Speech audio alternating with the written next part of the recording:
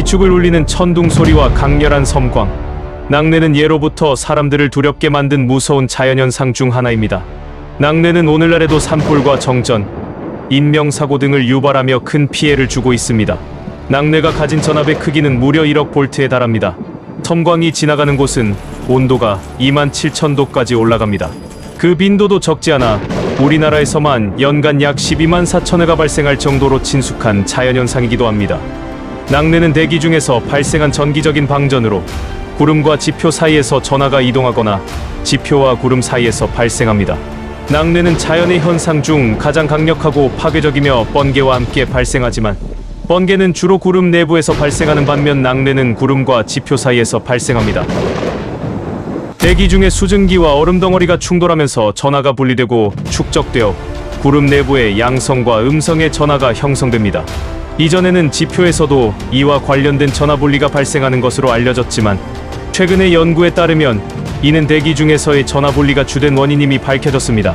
양성 전하가 구름 아래쪽으로, 음성 전하가 지표로 몰리면서 대기의 전하 격차가 형성됩니다. 이 격차가 충분히 커지면 대기가 전기적으로 불안정해져 전기 방전이 발생하게 됩니다.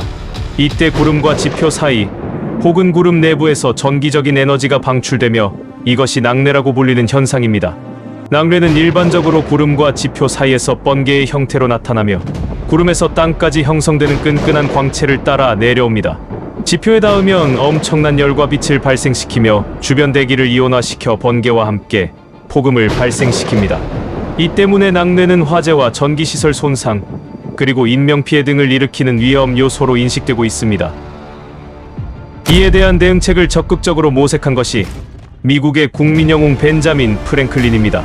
탁월한 정치가이자 과학자인 그는 다초점 렌즈와 소방차 등 다양한 발명품으로도 유명합니다.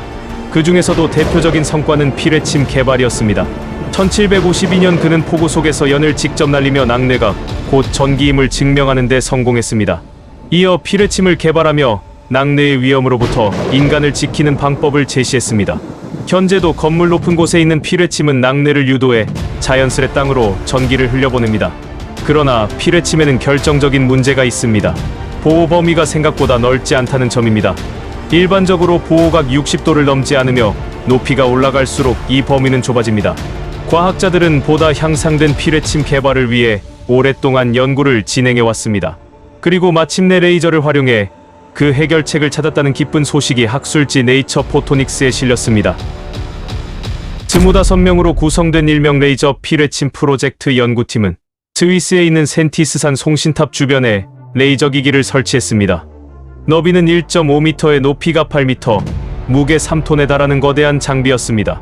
제작비만 200만 유로, 한화로 약 26억 7천만 원이 투입된 이 장비는 레이저를 초당 1000펄스까지 발사할 수 있습니다. 연구팀은 10주 동안 실험을 지속하며 낙뢰의 레이저를 발사하는 작업을 이어갑니다. 이론상 고출력 레이저를 위로 쏘아 올리면 마치 강철 와이어처럼 번개의 움직임을 조절할 수 있습니다. 높은 에너지로 공기를 데우면 밀도가 낮아지고 자연스럽게 번개를 그쪽으로 유도할 것이라는 생각에서였습니다. 연구를 이끈 오렐리앙 우아르 박사는 이를 레이저로 공기에 구멍을 뚫는 것에 비유하기도 했습니다. 실제 연구팀이 고속 카메라로 확인해 본 결과 레이저가 번개의 움직임을 유도하며 경로를 바꾸는 모습이 선명하게 찍혔습니다. 이는 레이저로 낙뢰의 움직임을 유도한 최초의 성공 사례였습니다. 이로써 피뢰침의 성능을 크게 끌어올릴 가능성이 열리게 된 겁니다. 지금껏 유도광역 피뢰침 같은 여러 기술이 개발됐지만 전기 회로에서 과전압이나 전류의 급격한 변화의 위험 등 개선점이 필요하기도 했습니다. 특히 원전같이 안전이 중요하면서도 규모가 큰 시설에선 기존 피뢰침만으로는 역부족이었습니다. 실제로 국내에서도 고리원전 1, 2호기와 한빛 5호기 등 일부 원전이 낙뢰로 가동 중단됐던 사례가 있었습니다. 이제 해결해야 할 과제는 실용성이 있느냐입니다. 이론적인 낙뢰 유도는 증명했지만 초당 1000펄스를 발사하는 레이저 장비는 아직 너무 크고 무겁고 비싸기 때문입니다. 레이저 피뢰침 연구는 현재 실험적인 단계이며 상용화되기까지 시간과 노력이 더 필요합니다. 그러나 이 기술이 성공한다면 번개로 인한 피해를 줄이고 안전을 증진시킬 수 있는 혁신적인 방법이 될 것입니다.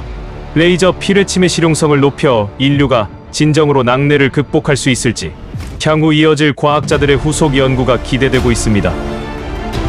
끝까지 시청해 주셔서 감사드립니다.